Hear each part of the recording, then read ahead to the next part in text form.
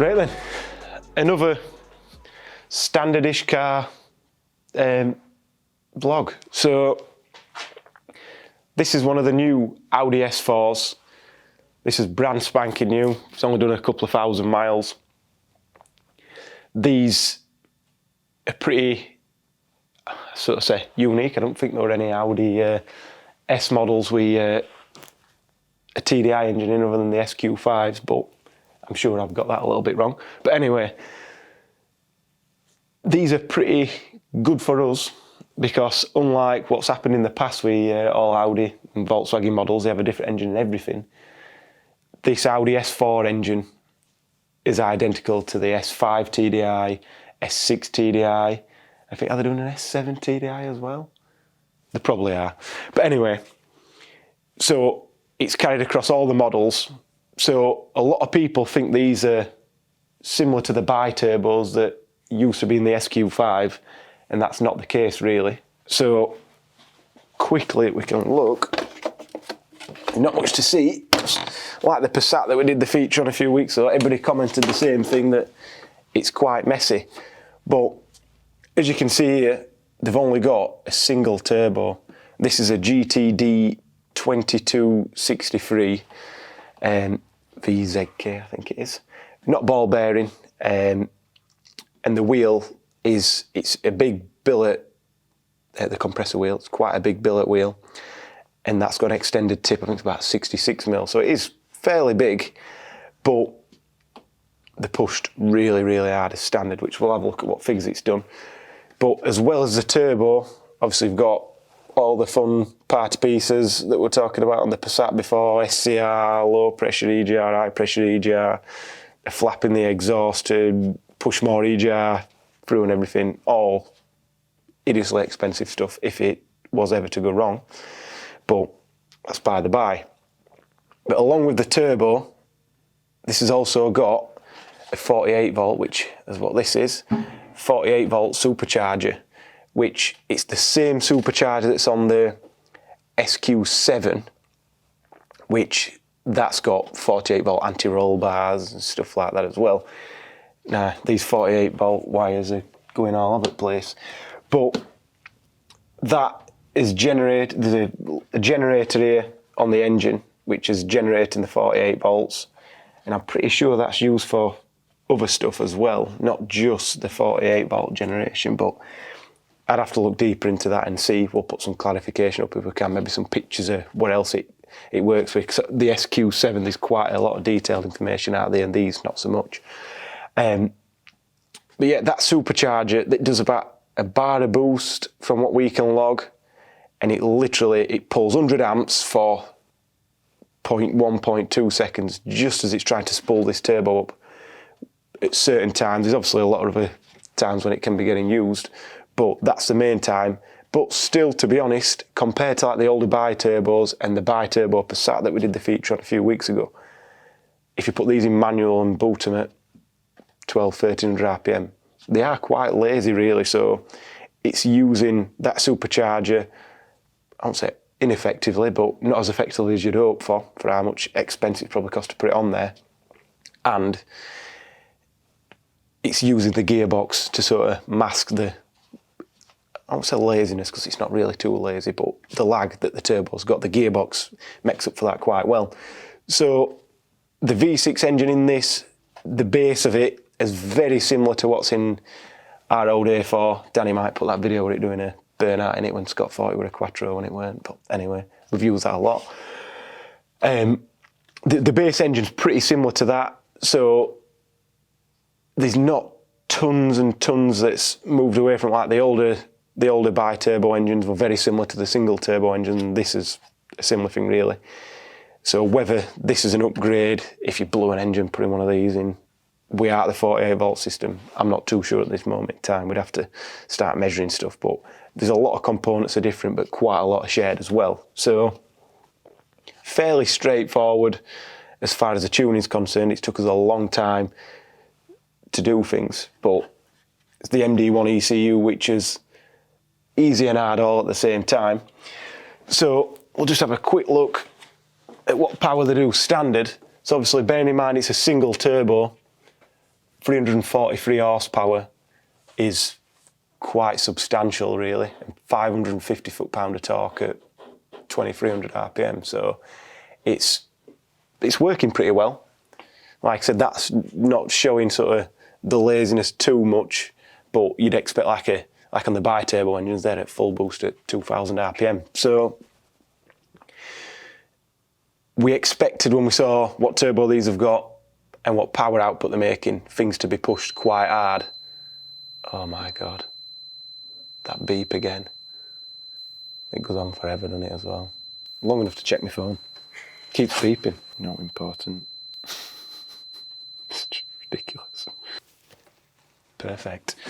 So as I was saying, we're expecting it to be pushed very hard, and when we finally got our hands on a file, which were a little bit before we got this car, but there's no point really working on a file. Sometimes when you download these files randomly, you work on them, spend loads of time, and the first one you get in is nothing similar to it. So we just had a look at it. But these are running 2.4 bar of boost, 850 degrees EGTs, which is pretty ridiculous really for a standard car, and 2,500 bar of rail pressure, just like the Passat did as well, which obviously doesn't leave us with tons and tons of headroom just to squeeze a little bit more in there, because you're already close to the limits of some of the sensors, and I'd say 2.4 bars, a lot of boost pressure for that turbo already. So we managed to give it a little tickle, which I'll try and get this up. Which one is it? That's the one. So we managed to give it a little tickle. That's what we got. 387 and 620 foot-pound of torque, something like that, 25 foot-pound of torque, which we're happy with the figures, but when we were looking at the EGTs, we were getting past 900 just on a short dyno pull, which is a bit too much. It's going to be too hot when it gets on the road, which I think the turbine will probably take it, the DPF will probably take it for longer than we'd think, but just our rules of thumb and what we know works, much of a 900 on a dyno pull is going to give you problems. So we started looking into why they were getting so hot, obviously knowing that we're pushing things hard. First thing, when you're pushing stupid boosts on a turbo, look at what inlet air temps you've got. Looked at the inlet air temps, and we're getting past 100 degrees, and that's after the intercooler. So before the intercooler, probably 300, 320 degrees, which is quite a lot. So although the customer weren't really interested in messing about too much, when he saw what power it were doing, that we said we're going to have to turn it down, he sort of said, well, I'd like to keep that if we can, so let's see what we can do. So as a quick test, we just tire wrapped an intercooler on that we got on the shelf, and that's what we got, which the curves are not perfect. We're sort of pushing things a little bit hard, the tune's not completely refined yet, but that's what we ended up with. So literally that's just the same file, bolting an intercooler on, and that dropped the charge temps by 60 degrees at times, 50 on average. So we went from just over 100 to just over 50 most of the time, and that's obviously freed up all that extra power, and it dropped the EGTs by about 30 or 40 degrees as well, which obviously from an efficiency point of view, the manufacturers want everything to run as hot as possible to keep the DPF lit and everything, but when you're tuning them, you're already going to be pushing things a little bit harder, so that made a decent difference. So obviously we'd lowered the EGTs a bit lower than we had done, but on a longer pull then, the EGTs were still getting a little bit warmer than we want them to do with a 399 horsepower tune. So we did, let me just hide that, that one. So then this is what we've ended up settling on. So we're back at 387, which weren't intentional. The customer saw that 387 graph and wanted to keep it. That's not what we got. We managed to gain a little bit more torque really at low end by playing about with some of the supercharger stuff, but not massively. That's something that we could spend as much time as we wanted on and go backwards more than we go forwards. I would have liked to have probably got a little bit more in the mid-range and sacrificed a few more horsepower at the top end where it does get hot. But as with every job that we've got in, there's time scales. We've not got an infinite amount of time, and we've got to be wary that we're working on customers' cars and we can't start melting stuff, especially when it's a 20 plate. So we've done what we've done. It drives really nice on the road. We've not done a gearbox tune on this, so the full potential of launching this is not quite there yet. We're sort of in the low 4.5s, below 4.5 for 0 to 60 time, which I think these book at 4.9, but we managed to get a little bit quicker than that when we tested it. But the road conditions weren't perfect and not always the same, and you've got to be really aggressive to get the launch control. So again, customer car, we've not gone mad. But I've spoke to the customer, he's here waiting for it now, which means we need to hurry up with this video, and maybe that's why it's not as technical as the Passat one. But which we'll probably try and do a follow-up when we get another one in. But he has said his dad's got one the same as well, and he's had a few Teslas, P100D, so he knows what sub 3 second 0 to 60 is like, so it'd be nice to get it into the threes if we can. So that's going to be another job which is not easy to do on the dyno, which takes a long time and is obviously a bit risky, so maybe we need to book a test day at a track, an airstrip or something like that, and really play with one of these and see what we can get out of them. So that's another test. We'll go for a quick drive in the car, see what the acceleration's like, and the customer's taking it away, so we'll leave a camera in and let him do some videos if he wants to, and gives a bit of feedback on what he thinks it's like. So we'll get it on the road and we'll go from there. So we're finally out in the S4. Jed's come along for a ride, mainly because he's in a rush and wants to make sure I don't pinch his car for too long, I think. But we'll get a little squeeze, see what difference it's made. Not going to do any launching and stuff like that, 'cause it's not really appropriate on roads at the minute, but we'll, like I said earlier, we'll see if we can at some point get it on an airstrip somewhere and see if we can improve that 60 mile an hour time. Sounds good to I don't think we're going to improve it like your Teslas, but get a little.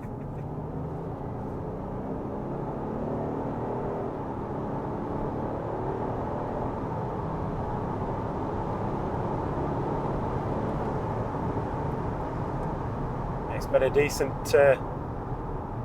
difference, but what I was talking about when we were in dyno as well, I don't know if you'd noticed it very much, but like we're slow down a little bit and get lower RPM. If you sort of stamp on this at like 1400 revs, so foot flat down already, sort of there. Goodness, yeah. This compared to the bi-turbo cars, there's a little bit more lag than you'd expect, and that supercharger doesn't quite fill the hole as much as you'd hope. But the gearbox just seems to work really well with this engine. It's partner's wagging, please. This works really, really well. It's a shame that everything's pushed so hard, because this chassis seems like it can take whatever power you could throw at it, even from launch. You don't really want a wheel spin or anything like that. So, like the in-gear, it kicks down nice and early. But that's they're already quick as standard. I think that's the problem with these. But it's significant difference, I think, especially at the upper RPM where it seemed to tail off a little bit. Now it seems to keep going. I suppose you'll have to drive it for a little bit on the roads that you know. I'm really looking forward to taking on some twisty sections. Yeah. Seeing how it performs. One of the figures I was really impressed with was the torque figure. Yeah. You managed to achieve. Yeah. I didn't think we'd be able to improve it too much. Increase up. Yeah, I think like 50, 60 foot-pound, maybe 70 foot-pound. I didn't think we'd be able to get that much more, looking at how hard it was pushed. But like I said, with a little bit more time available, I think we can probably limit the power at the top end a little bit and gain a fair chunk in the mid-range, especially if we can get into the gearbox and do the gearbox tuning, because there's a lot of limitations in there that we've not quite realised. But again, it's a time scale thing. But you said your dad's got one and he'll want to keep up with you, so we'll get his back, make his faster, and Keep up is probably an understatement. beat you. Beat you is what he wants to do. But yeah, it's He's never usually satisfied in my dust. no. that's a perfect way to be from our point of view. We're really happy with this, and it'd have been nice to have, if we weren't in such a rush this morning, to have got you out in your Amarok and see what you think. But we'll get some of your feedback after you've drove that way home and see what's what, and yeah, we'll get this and get some decent performance figures from it. We want to get into the freeze for the 0 to 60. I think that's the goal. That'll be the next stage, yeah. Yeah, definitely. And I think it's definitely possible. We might have to start lighting that supercharger up during launch phase and stuff like that. We'll see what maps we can play with and what we can manipulate. But really, really glad that you brought your cars for us anyway.